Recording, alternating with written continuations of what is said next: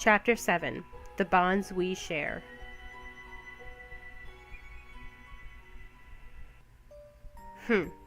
What should I tell him this time? The three of us were once again at one of the altars while Kerr mentally counted reports on his fingers. What about when I took you to the blacksmith? Seeing all those different types of weapons and armor was pretty neat. Or maybe how heavenkind keep written records. Ilmari cradled the book he held, which contained popular children's fairy tales. Ilmari, why do you keep carrying that around? You can't even read yet. I'm learning. How many more visits or trips do you need to make anyway, Kerr? You're getting close, right? Something like that. Almost there. Just a few more trips. Your master sure is vague. I hope Master Badros isn't stinging Kerr along indefinitely. Kerr glowered and we instantly hushed up, but exchanged sly smiles when he turned his back. Wait here, Aura. You as well. Huh? But I was the guest of honor at all your other little reports before, and you were getting better at them too. Although I wish you would stop hinting about how you would like to see a battle tournament in action. I'm not accepting those postings, and that's final. Kerr grumbled some more, but left anyway. I waited behind with Ilmari, who pursued the book despite the low lighting in the cave. I unsheathed my sword and began some practice swings. My footsteps echoed softly through the tunnels as I readjusted my stance every so often. The blade sliced through the air and I paused momentarily to look at Ilmari. Hey Ilmari, do you think Kerr is hiding something? Possibly. And you're not the least bit interested in knowing?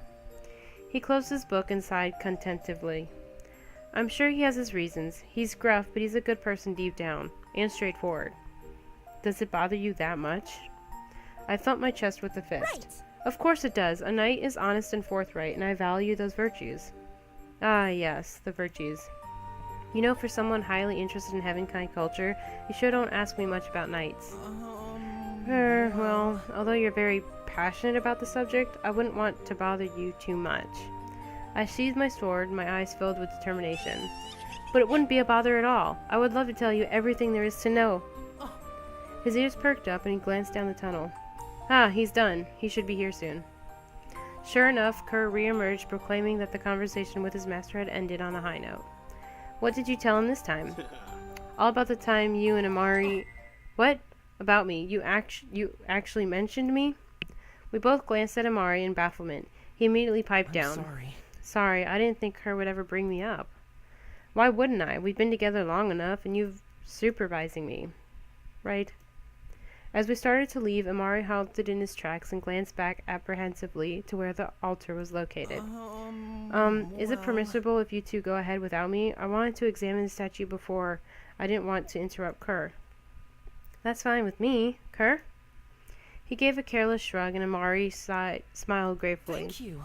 Thank you. I'll see you later. He vanished down the tunnel, and Kerr rubbed his chin in thought. Hey, Aura, do you think Ilmari isn't telling us something? What do you mean? Ilmari wouldn't hide things from us. You know how he is. I guess. I ushered Kerr to the entrance and thrust some coins into his hands. I'll stay here. You go ahead and reward yourself with some apple tarts. There's enough for you to buy 5 of them.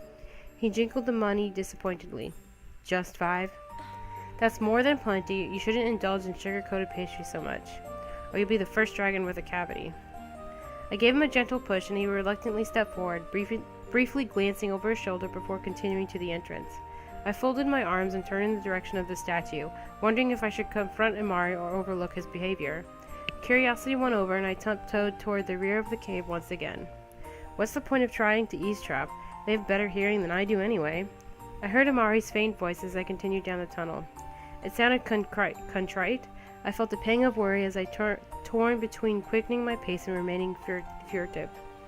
I sidled up against the cave wall until I could hear Ilmari more clearly. I'm sorry. Sorry, Master Kaya. I'm so sorry. I leaned over carefully, eyeing Ilmari. I half expected him to be kneeling like Kerr usually did, but instead he stood straight with a rigid back.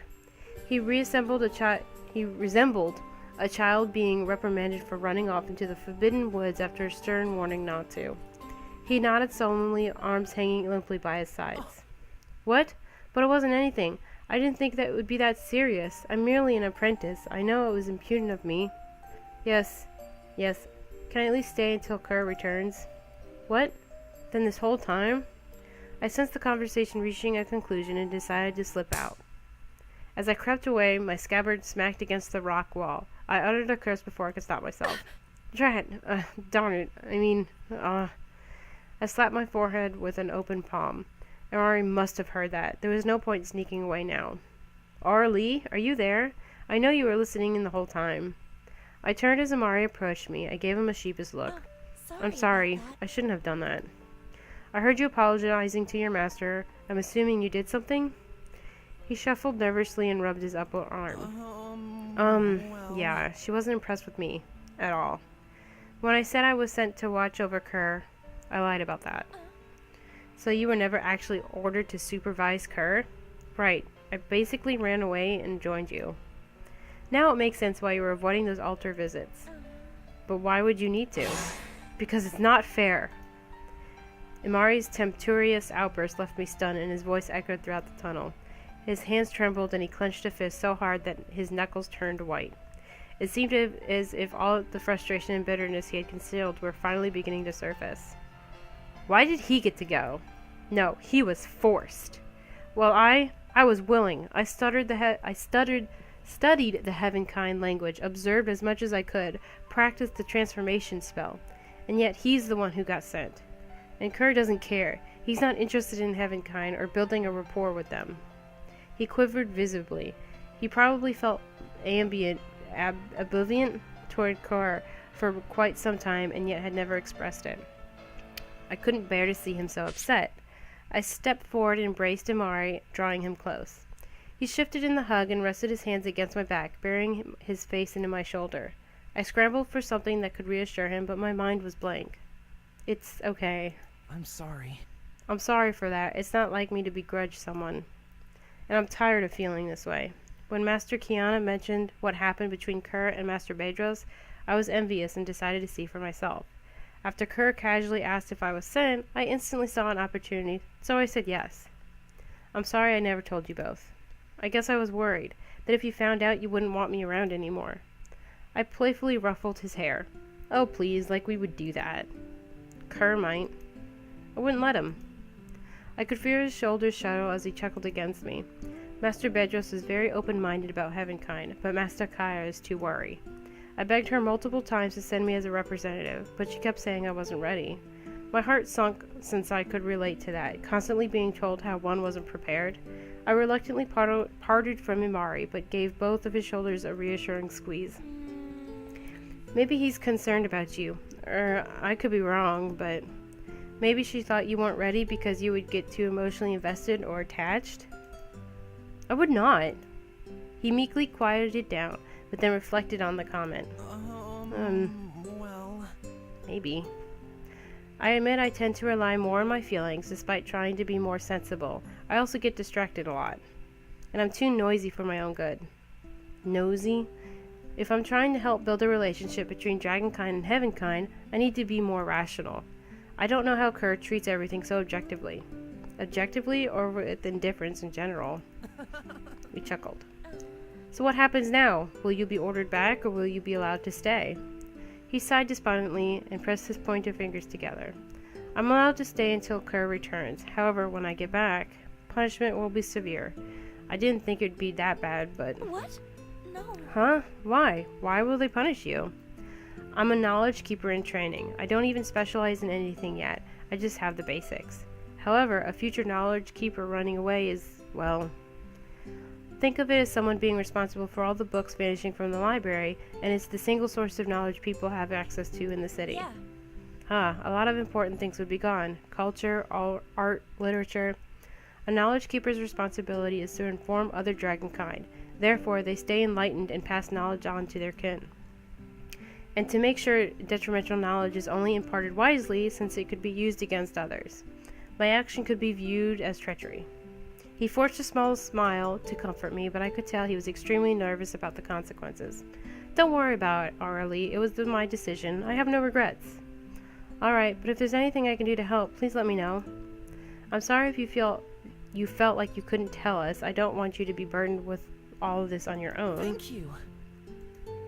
Besides, I should start acting more rational. I've let my emotions get the better of me regarding certain... It's nothing, Auralee. Well, it's something, but I can talk to Kerr first. Don't worry, I won't press you about it. I trust you, Ilmari. I flashed him a genuine smile, and his cheeks flushed modestly. And I'm sure Kerr trusts you too, even if he doesn't like admitting anything. It was then we heard a loud sneeze, followed by Kerr's gruff voice. What are you two still doing here? Kerr, I thought you were going to get apple tarts. I already did that, and I'm still hungry. I hope I'm not coming down with something. He rubbed his nose and then urged us to follow him outside. Ilmari and I exchanged amusing glances. I gave him a pat on the back. Good luck with the talk. Thank you. Thank you. We'll see how it works out. I doubt he'll try to chase you away at this point. You two seem to get along now. Once we were in the open air, I fished out some more coins and thrust them in Ilmari's hand. Here, you know what to do. I gave him a supportive shove to urge him onwards, then waved to Kerr. I have some errands to do. You two have fun without me for now. Kerr shot me an inquisitive look, but said nothing. It was too unusual for me to run off to the guild headquarters or squeeze in some solo sword training. It wasn't too unusual. Come to think of it, all I had to do was announce I was doing night training, and they would respectfully leave me alone, quickly. I might as well do that anyway. I mentally wished Ilmari good luck and left on a different path.